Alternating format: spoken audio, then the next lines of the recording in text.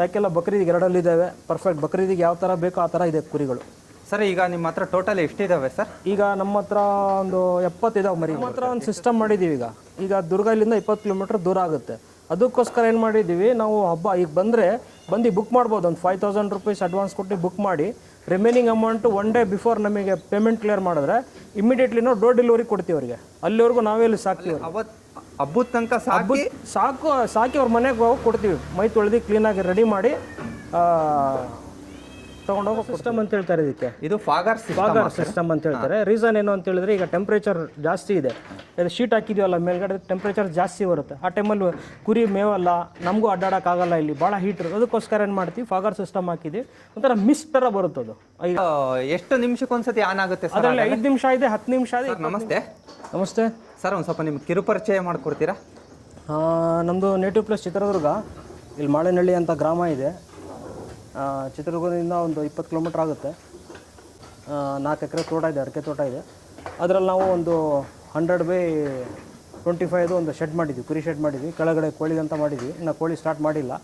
First batch ಇತ್ತು. ಒಂದು 3 ತಿಂಗಳ ಮುಂಚೆ ಫಸ್ಟ್ ಬ್ಯಾಚ್ ಕೊಟ್ಟು ಒಂದು 60 ಮರಿ ಇದ್ವು. ಅದರಲ್ಲಿ ಒಬ್ಬರೇ ತೊಗೊಂಡೋಗ್ಬಿಟ್ರು, ಅವರು ಹೋಲ್ಸೇಲ್ ಸೇಲ್ ಮಾಡೋರು ತೊಗೊಂಡವರು. ಈಗ ಸೆಕೆಂಡ್ ಬ್ಯಾಚ್ ನಾವು ಬಕ್ರೀದಿಗೆ ಅಂತ ಸ್ಪೆಷಲ್ ಇದು ಮಾಡಿದ್ವಿ. 6 ತಿಂಗಳಿಂದ ಸಾಕಿದ್ದೀವಿ. ಇದು ಸಾಕೆಲ್ಲ ಬಕ್ರೀದಿಗೆ ಎರಡಲ್ಲಿದ್ದಾವೆ. ಪರ್ಫೆಕ್ಟ್ ಬಕ್ರೀದಿಗೆ ಯಾವ ಥರ ಬೇಕೋ ಆ ಥರ ಇದೆ ಕುರಿಗಳು. ಸರ್ ಈಗ ನಿಮ್ಮ ಹತ್ರ ಟೋಟಲ್ ಎಷ್ಟಿದ್ದಾವೆ ಸರ್? ಈಗ ನಮ್ಮ ಹತ್ರ ಒಂದು 70 ಇದಾವೆ ಮರಿಗಳು. ಎಷ್ಟು ಸರ್? 70 ಮರಿನೂ ಬಕ್ರೀದಿಗೆ? 70 ಮರಿನೂ ಬಕ್ರೀದಿಗೆ. ಸರ್ ಎಲ್ಲ ಎಷ್ಟಲ್ಲಿ ಮೇಲಿದ್ದಾವೆ ಸರ್? 2ರಿಂದ 4 ಹಲ್ಲು ಅಷ್ಟೇ. 2ರಿಂದ 4 ಹಲ್ಲಿದೆ. 2ರಿಂದ 4 ಕಲ್ಲಿದಾವಲ್ಲ ಸರ್, ಒಂದೊಂದು ಮರಿ ಅವರೇಜ್ ಏನು ತೂಕ ಬರ್ಬೋದು ಸರ್? ತೂಕ ಇದುವರೆಗೂ ನಾವು ಚೆಕ್ ಮಾಡಿಲ್ಲ ಸರ್. ಒಬ್ಬೊಬ್ರು ಹೇಳ್ತಾರೆ ಬಂದು 40 ಇದೆ, 25 ಇದೆ, 30 ಇದೆ ಅಂತಾರೆ. ಅವ್ರವ್ರ ಚಾಯ್ಸ್ ಮೇಲೆ. ಈಗ ಅಕಸ್ಮಾತ್ ಯಾರನ್ನ ಬಕ್ರೀದಿಗೆ ನಮಗೆ ಬೇಕು ಅಂತ ಬಂದರೆ ನಿಮ್ಮ ಹತ್ರ ಹೆಂಗೆ ಉಂಡ ಗುತ್ತಿ ಕೊಡ್ತೀರಾ? ಇಲ್ಲ, ನಮ್ಮ ಹತ್ರ ಒಂದು ಸಿಸ್ಟಮ್ ಮಾಡಿದ್ದೀವಿ. ಈಗ ದುರ್ಗ ಇಲ್ಲಿಂದ 20 ಕಿಲೋಮೀಟ್ರ್ ದೂರ ಆಗುತ್ತೆ. ಅದಕ್ಕೋಸ್ಕರ ಏನು ಮಾಡಿದ್ದೀವಿ ನಾವು, ಹಬ್ಬ ಈಗ ಬಂದು ಬುಕ್ ಮಾಡ್ಬೋದು. ಒಂದು 5000 ರೂಪೀಸ್ ಅಡ್ವಾನ್ಸ್ ಕೊಟ್ಟು ಬುಕ್ ಮಾಡಿ, ರಿಮೈನಿಂಗ್ ಅಮೌಂಟು 1 ಡೇ ಬಿಫೋರ್ ನಮಗೆ ಪೇಮೆಂಟ್ ಕ್ಲಿಯರ್ ಮಾಡಿದ್ರೆ ಇಮಿಡಿಯೇಟ್ಲಿ ನಾವು ಡೋರ್ ಡೆಲಿವರಿ ಕೊಡ್ತೀವಿ ಅವರಿಗೆ. ಅಲ್ಲಿವರೆಗೂ ನಾವೇ ಇಲ್ಲಿ ಸಾಕ್ತೀವಿ ಅವರಿಗೆ. ಅವತ್ತಿನ ದಿವಸ ಏನು ತೂಕ ಇರುತ್ತೋ ಆ ಲೆಕ್ಕಕ್ಕೆ ಕೊಡ್ತೀವಿ? ತೂಕದ ಲೆಕ್ಕ ಇಲ್ಲ ನಮ್ಮದು, ತೂಕದ ಲೆಕ್ಕ ಇದು. ಉಂಡ ಗುತ್ತಿ ಲೆಕ್ಕ ನಮ್ಮದು. ಇವತ್ತೇ ಬಂದು ದುಡ್ಡು ಕೊಟ್ಟರು ಅಲ್ಲೇ ಹಬ್ಬದ ತನಕ ಸಾಕಿ ಅವ್ರ ಮನೆಗೆ ಹೋಗಿ ಕೊಡ್ತೀವಿ. ಮೈ ತೊಳೆದು ಕ್ಲೀನಾಗಿ ರೆಡಿ ಮಾಡಿ ತೊಗೊಂಡೋಗಿ ಕೊಡ್ತೀವಿ. ಕೊಡ್ತೀರಾ? ನಿಮ್ಮದೇ ಡೋರ್ ಡೆಲಿವರಿ? ಡೋರ್ ಡೆಲಿವರಿ ನಮ್ಮದೇ. ಚಿತ್ರದುರ್ಗದಲ್ಲಿದ್ದರೆ? ಸರ್ ಈಗ ಟೋಟಲು ಈ ಮರಿಗಳನ್ನೆಲ್ಲ ಎಲ್ಲ ಆಯ್ಕೆ ಮಾಡ್ಕೊಂಬಂದ್ರಿ ಸರ್? ಈಗ ನಮಗೆ ಹೋಲ್ಸೇಲ್ ಕೊಡೋರು ಇರ್ತಾರೆ. ಕೆಲವೊಂದು ಅಮೀನ್ಗಡಿಂದ ಮರಿ ಬರ್ತವೆ, ಕೆಲವೊಂದು ದಾವಣಗೆರೆ ಹರಿಹರದಿಂದ ಬರ್ತವೆ. ಅವ್ರು ಫೋಟೋ ಹಾಕ್ತಾರೆ, ಇಷ್ಟು ಮರಿ ಇದಾವೆ, ಈ ಥರ ಇದಾವೆ ಅಂತ. ನಾವು ಸೆಲೆಕ್ಷನ್ ಮಾಡ್ತೀವಿ, ಸೆಲೆಕ್ಷನ್ ಮಾಡಿ ತೊಗೊಂಬರ್ತೀವಿ ಮರಿ. ಭಾಳ ಜನ ಬಂದು ಕೇಳಿದ್ರು ಮರಿ ಇದ್ದಾಗಲೇ ಕೊಡ್ರಿ ಅಂತ. ನಾವು ಕೊಟ್ಟಿಲ್ಲ, ಬಕ್ರೀದಿಗೆ ಅಂತ ಮಾಡೋಣ ಅಂತೀವಿ. ನಮಗೆ ಬೆಂಗಳೂರು ಮಾರ್ಕೆಟ್ ಇದೆ, ರೆಡಿ ಇದೆ. ನಾನಿರೋದು ಬೆಂಗಳೂರಲ್ಲೇ, ನಮ್ಮ ಬಿಸ್ನೆಸ್ ಇದೆ, ಅಲ್ಲಿದ್ದೀವಿ ನಾವು. ಪರಿಚಯ ಇರೋರು ಇದ್ದಾರೆ, ಬ್ರೋಕರ್ಸ್ಗಳಿದ್ದಾವೆ, ಮತ್ತು ಫಾರಮ್ ಮಾಡೋರು ಇದ್ದಾರೆ. ಅವ್ರು ಬಂದು ಕೇಳೋರು ಕೊಡ್ರಿ ನಾವು ತೊಗೊಂಡೋಗ್ತೀವಿ ಅಂತ. ಇಲ್ಲ ಸರ್, ನಾವು ಫಸ್ಟ್ ಟೈಮ್ ದುರ್ಗ ಮಾಡ್ತಿದ್ದೀವಿ, ನಮ್ಮ ನೇಟಿವ್ ಪ್ಲೇಸಲ್ಲಿ. ಈ ಥರ ನೋಡಿ ನೆಕ್ಸ್ಟ್ ಮಾತಾಡೋಣಂತೆ. ಫಸ್ಟ್ ನಮ್ಮ ಹತ್ರ ಸೇಲ್ ಆಗಲಿ, ಇಲ್ಲಿ ಬಕ್ರೀದ್ ಹಬ್ಬಕ್ಕೆ ಆಗಲಿ ಅಂತ ಕೊಡ್ತಿದ್ವಿ ಸರ್. ಅಕಸ್ಮಾತ್ ಯಾರನ್ನ ಬಂದು ನಾವು ಹೊರಗಡೆ ತಮಿಳ್ನಾಡು ಆಂಧ್ರದವ್ರು ಬಂದು ಅಷ್ಟು ಮರಿ ಬೇಕಂದ್ರೂ ಕೊಡ್ತೀರಾ? ನೋಡ್ಬೇಕು ಇಲ್ಲಿಂದ ಮಾರ್ಕೆಟ್ ಯಾವ ಥರ ಇದೆ ಅಂತೇಳಿ ನೋಡ್ಕೊಂಡೇ ಅವ್ರಿಗೆ ಸಜೆಸ್ಟ್ ಮಾಡ್ಬೋದು ನಾವು. ಏನು ನಮ್ಮ ದುರ್ಗವ್ರಿಗೂ ಫಸ್ಟ್ ಬಕ್ರೀದ್ ಹಬ್ಬಕ್ಕೆ ನಮ್ಮ ದುರ್ಗದಲ್ಲಿ ಇರಲಿ ಅಂತೇಳಿ ನಾವು ಮಾಡ್ತಾಯಿದ್ದೀವಿ.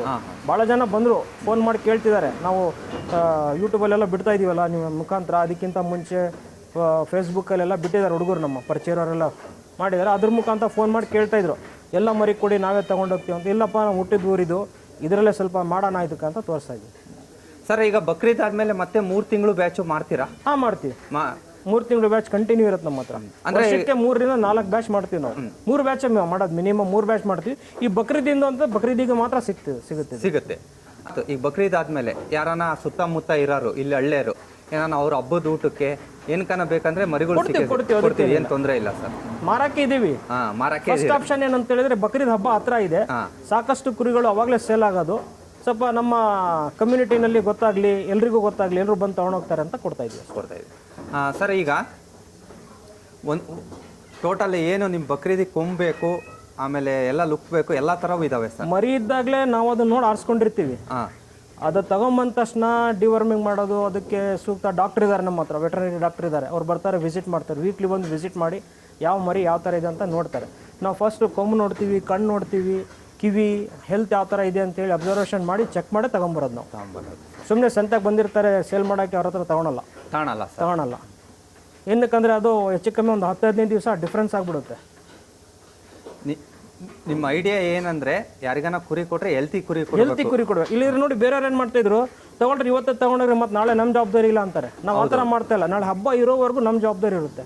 ನಮ್ಮ ಅಂಡರ್ ಅಬ್ಸರ್ವೇಷನಲ್ಲೇ ಇರ್ತಾವೆ ಕುರಿ. ಒಂದ್ಸಲಿ ಬುಕ್ ಮಾಡಿದ್ರೆ ಮುಗೀತು. ಏನಕ್ಕಂದ್ರೆ ಬರ್ತಿರ್ತಾರೆ ಜನ, ಒಬ್ಬರು ಇದು ಬೇಕು ಅದು ಬೇಕು ಅಂತ ಎಕ್ಸ್ಚೇಂಜ್ ಮಾಡಂಗಿಲ್ಲ. ಫಸ್ಟ್ ಏನು ಸೆಲೆಕ್ಷನ್ ಮಾಡಿರ್ತಾರೋ ಅದೇ. ಏನಕ್ಕೆ ಒಬ್ಬರು ಬರ್ತಾರೆ, ಇಲ್ಲಪ್ಪ ನಾವು ತಗೊಂಡೋಗಿ ನಾವೇ ಸಾಕೊಂತೀವಿ, ಮರಿ ಕೊಡಿ ಅಂತ ಹೇಳ್ತಾರೆ. ಒಂದು 20-15 ಮರಿ ಹೋಗಿರುತ್ತೆ, ಮತ್ತೊಂದು ಬೇರೆ ತರಲೇಬೇಕಲ್ಲ ಆ ಪ್ಲೇಸಿಗೆ ಬಂದಾಗ. ಇದು ಈ ಮರಿ ಬೇಡ ಆ ಮರಿ ಬೇಡ ಬೇಕು ಅಂತ ಹೇಳಿದ್ರೆ ಆ ಥರ ಕೊಡೋಕ್ಕಾಗಲ್ಲ. ಸರ್ ಒಂದು ಸ್ವಲ್ಪ ಎಲ್ಲ ಕುರಿಗಳನ್ನ ತೋರಿಸ್ತೀರಾ ಸರ್? ನೋಡಿ ಬನ್ನಿ ನೋಡಿ ಸರ್, ಇದಾವೆ ಕುರಿಗಳು. ಇವೆಲ್ಲ ಎರಡೆರಡಲ್ಲ? ಎರಡಲ್ಲ ನಾಲ್ಕಲ್ಲ. ಸರ್ ಇದರಲ್ಲಿ ನಿಮ್ಮ ಹತ್ರ ಒಂದು ಸ್ವಲ್ಪ ಡೆಕೋನಿನೂ ಇದೆ, ಎಳಗನೂ ಇದೆಯಲ್ಲ ಸರ್? ಎಲ್ಲ ಮಿಕ್ಸ್ ಇದೆ. ಒಳ್ಳೆ ವೆರೈಟಿ ಯಾವ್ದಿದಾವೋ ಬಕ್ರೀದ್ ಹಬ್ಬಕ್ಕೆ ಯಾವ್ದು ಸೂಟಬಲ್ ಇದೆ ಅದು ಮಾತ್ರ ಸೆಲೆಕ್ಷನ್ ಮಾಡಿದ್ದೀವಿ.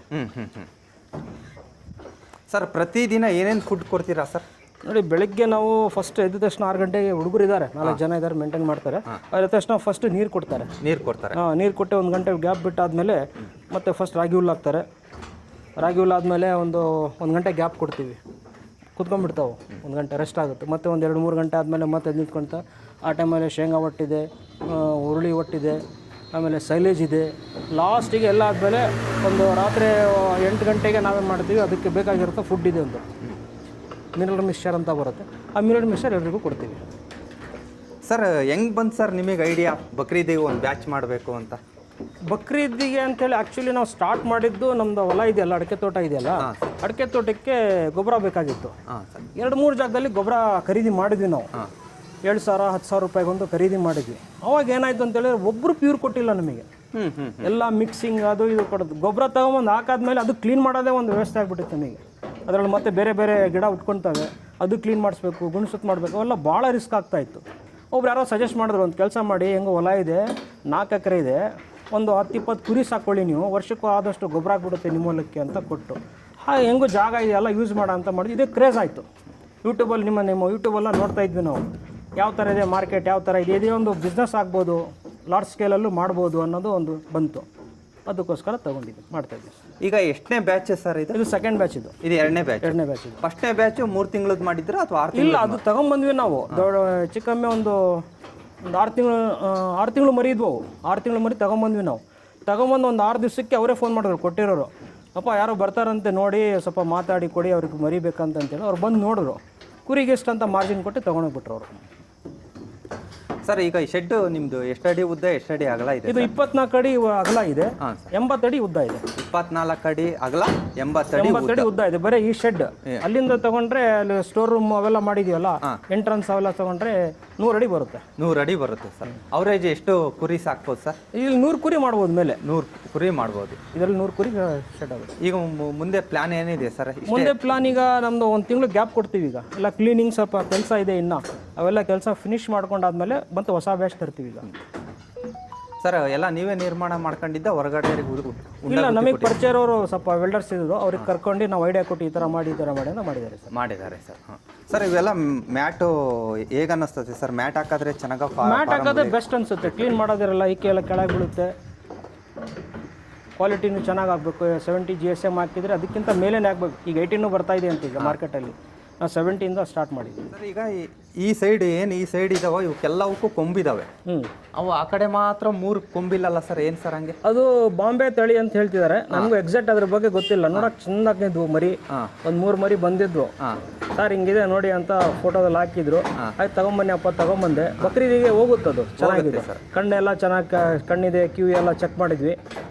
ಕೊಂಬೊಂದಿಲ್ಲ ಅಷ್ಟೇ. ನಮ್ಮ ಇದರಲ್ಲಿ ಕೊಂಬು ಇರಬೇಕು, ಕೊಂಬು ಮುರಿಬಾರ್ದು, ಇಲ್ಲಾಂದ್ರೆ ಕೊಂಬೆ ಇರಬಾರ್ದು. ಆ ಥರ ಇರೋದು. ಅಂದ್ರೆ ಕಾಲು ಬೆಳವಣಿಗೆಯಲ್ಲಿ ಕೊಂಬಿಲ್ಲ ಅಂದ್ರೂ ತಗೊಂಡೋಗ್ತಾರೆ. ಅಂದ್ರೆ ಕೊಂಬು ಮುರಿದಿರಬಾರ್ದು. ಅವಕ್ಕೆ ಕೊಂಬಿಲ್ಲ. ಅವಕ್ಕೆ ಗುಂಡ ಅಂತ ಕರೀತಾರೆ. ಗುಂಡದ ಸರ್. ಅವೆಲ್ಲ ಟಗರೆ ಸರ್? ಎಲ್ಲ ಟಗರೆ. ಫಾಗರ್ ಸಿಸ್ಟಮ್ ಅಂತ ಹೇಳ್ತಾರೆ ಇದಕ್ಕೆ. ಇದು ಫಾಗರ್ ಸಿಸ್ಟಮ್ ಅಂತ ಹೇಳ್ತಾರೆ. ರೀಸನ್ ಏನು ಅಂತ ಹೇಳಿದ್ರೆ, ಈಗ ಟೆಂಪ್ರೇಚರ್ ಜಾಸ್ತಿ ಇದೆ. ಇದು ಶೀಟ್ ಹಾಕಿದೀವಲ್ಲ ಮೇಲ್ಗಡೆ, ಟೆಂಪ್ರೇಚರ್ ಜಾಸ್ತಿ ಬರುತ್ತೆ. ಆ ಟೈಮಲ್ಲಿ ಕುರಿ ಮೇವಲ್ಲ, ನಮಗೂ ಅಡ್ಡಾಡೋಕ್ಕಾಗಲ್ಲ, ಇಲ್ಲಿ ಭಾಳ ಹೀಟ್ ಇರುತ್ತೆ. ಅದಕ್ಕೋಸ್ಕರ ಏನು ಮಾಡ್ತೀವಿ, ಫಾಗರ್ ಸಿಸ್ಟಮ್ ಹಾಕಿದ್ವಿ. ಒಂಥರ ಮಿಸ್ಟ್ ಥರ ಬರುತ್ತೆ ಅದು. ಈಗ ಎಲ್ಲ ಕಡೆ ಬರ್ತಾ ಇದೆ ಅದು, ಎಲ್ಲರೂ ಯೂಸ್ ಮಾಡ್ತಿದ್ದಾರೆ. ಅದು ಭಾಳ ಚೆನ್ನಾಗಿದೆ. ಒಂದ್ಸಲಿ ನೋಡಿ ಆನ್ ಮಾಡ್ತಾರೆ. ಮಾಡಿ ಸರ್ ಒಂದು ಟೈಮ್ ಆನ್. ಇದನ್ನ ಅಲೈನ್ಮೆಂಟ್ ಕರೆಕ್ಟಾಗಿ ಮಾಡಬೇಕಾಗಿತ್ತು, ನಾವು ಅಲೈನ್ಮೆಂಟ್ ಮಾಡಿಲ್ಲ. ಸರ್ ಇದು ಮನೆಯಲ್ಲಿ ನಾವು ಎಲ್ಲಿ ಬೇಕಾದ್ರೂ ಹಾಕೋಬಹುದು. ಅಕ್ವಾಗಾರ್ಡ್ ಇರುತ್ತಲ್ಲ, ಅಕ್ವಾಗಾರ್ಡ್ ಮೋಟ್ರ್ ಯೂಸ್ ಮಾಡಿದ್ದಾರೆ, ಅದಕ್ಕೆ ಟೈಮಿಂಗ್ ಸೆಟರ್ ಹಾಕಿದ್ದಾರೆ. ಸರ್ ಟೈಮಿಂಗ್ ಸೆಟಪ್ ಹಾಕಿದ್ದಾರೆ ಅದು. ಸರ್ ಎಷ್ಟು ನಿಮಿಷಕ್ಕೆ ಒಂದ್ಸತಿ ಆನ್ ಆಗುತ್ತೆ ಸರ್? ಅದರಲ್ಲಿ 5 ನಿಮಿಷ ಇದೆ, 10 ನಿಮಿಷ ಇದೆ, 20 ನಿಮಿಷ ಇದೆ. 5, 10, 20 ಇದೆ. ಆಟೋಮೆಟಿಕ್ ಆಗಿ ಅದು ಆಪರೇಟ್ ಆಗ್ತಾ ಇರುತ್ತೆ. ನೀವು ಮತ್ತೆ ಆನ್ ಮಾಡೋದೇ ಬೇಕಾಗಲ್ಲ. ಒಂದ್ಸರಿ ಆನ್ ಮಾಡಿಬಿಟ್ರೆ 10 ನಿಮಿಷ ಆದ್ಮೇಲೆ ಆಫ್ ಆಗುತ್ತೆ ಅದು. ಮತ್ತೆ 10 ನಿಮಿಷ ಗ್ಯಾಪ್ ಬಿಟ್ಟು ಮತ್ತೆ ಸ್ಟಾರ್ಟ್ ಆಗುತ್ತೆ. ಸರ್ ಇದು ಬೇಸಿಗೆಗೆ ಅಷ್ಟೇನಾ ಅಥವಾ ಮಳೆಗಾಲ ಚಳಿಗಾಲ ಎಲ್ಲ ರನ್ನಿಂಗ್? ಬೇಸಿಗೆಗೆ ಮಾತ್ರ ಹಾಕ್ತೀವಿ ಅಷ್ಟೇ. ಹೀಟ್ ಇರುತ್ತಲ್ಲ, ಈಗ ನೋಡಿ ಇಮಿಡಿಯೇಟ್ ಆದ ತಕ್ಷಣ ಕೂಲ್ ಆಯ್ತು. ಹೌದು ಸರ್. ಸರ್ ಅವರೇಜ್ ಎಷ್ಟು ಖರ್ಚು ಆಗ್ಬೋದು ಸರ್ ಇಷ್ಟು ಮಾಡ್ಸಕ್ಕೆ ಫಾರಮ್ನವರಿಗೆ ನೋಡಿ, ನಮಗೆ ಒಂದು 15 ರಿಂದ 16 ಲಕ್ಷ ರೂಪಾಯಿ ಬಂದಿದೆ ಇದುವರೆಗೂ. ಅಲ್ಲ ಸರ್, ನಾನು ಬರೀ ಇದು ಫೋಮ್ ಒಂದೇ ಕೇಳ್ತಿರೋದು. ಫೋಮ್ ಇದು ನೋಡಿ ಸರ್, ಇದರಲ್ಲಿ 9,000 ರೂಪಾಯಿದು ಇದೆ, 10,000 ರೂಪಾಯಿದು ಇದೆ. ಅದು ನಿಮ್ಮ ಕೆಪಾಸಿಟಿ ಮೇಲೆ ಸ್ಪ್ರಿಂಕ್ಲರ್ಸ್ ಬರುತ್ತೆ, ಅದಕ್ಕೆ ಫಾಗರ್ಸ್ ನಾಸಲ್ ಬರುತ್ತಲ್ಲ, ಅದು ಡೆನ್ಸಿಟಿ ಮತ್ತೆ ಇದು ಮೋಟರ್ ಕೆಪಾಸಿಟಿ ಮೇಲೆ ಡಿಪೆಂಡ್ ಆಗುತ್ತೆ ಪ್ರೈಸಸ್. ಅಕಸ್ಮಾತ್ ಏನಾನ ಫೈರ್ ಆದ್ರೂ ಆನ್ ಆಗುತ್ತಾ ಸರ್? ಇಲ್ಲ ಸರ್, ಇದಕ್ಕೆ ಫೈರ್ಗೆ ಅದಕ್ಕೆ ಸಂಬಂಧ ಇಲ್ಲ. ಏನಂದ್ರೆ ಕೂಲ್ಡ್ ಆಗಕ್ಕೆ ಟೆಂಪ್ರೇಚರ್ ನಿಮಗೆ ರೆಡ್ಯೂಸ್ ಮಾಡೋದು ಅಷ್ಟೇ. ಇದು ಅಂದ್ರೆ ನಮ್ಮ ಟಗರುಗಳು ಸ್ವಲ್ಪ ಕೂಲ್ ಆಗಲಿ ಅಂತ ಬಾಡಿ ಟೆಂಪ್ರೇಚರ್ ಏನಿದೆ ಕೂಲ್ ಮಾಡುತ್ತದೆ.